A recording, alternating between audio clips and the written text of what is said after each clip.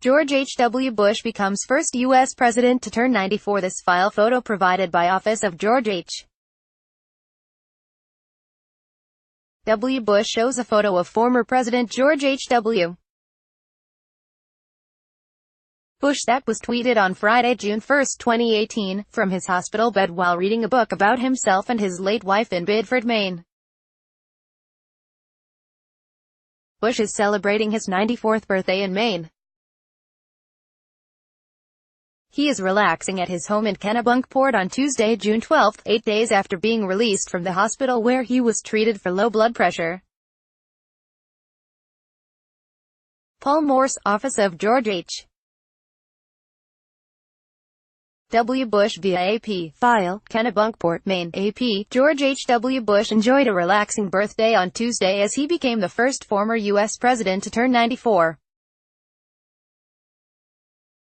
The nation's 41st president was receiving calls and taking it easy at his seaside home 8 days after being released from a hospital where he was treated for low blood pressure, said Chief of Staff Jean Becker.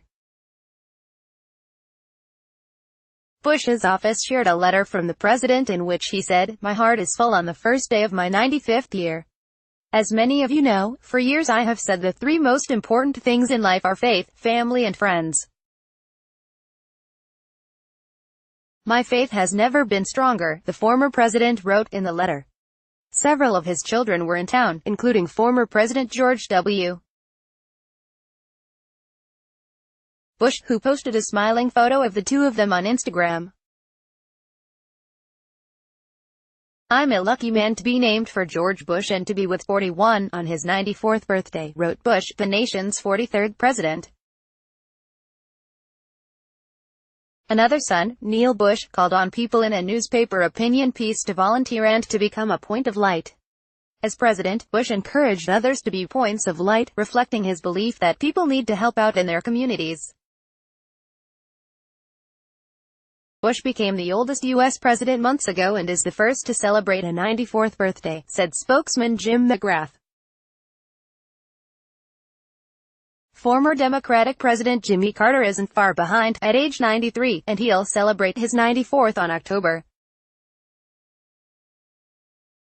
1. Two other former U.S. presidents made it to 93, deceased Republicans Ronald Reagan and Gerald Ford.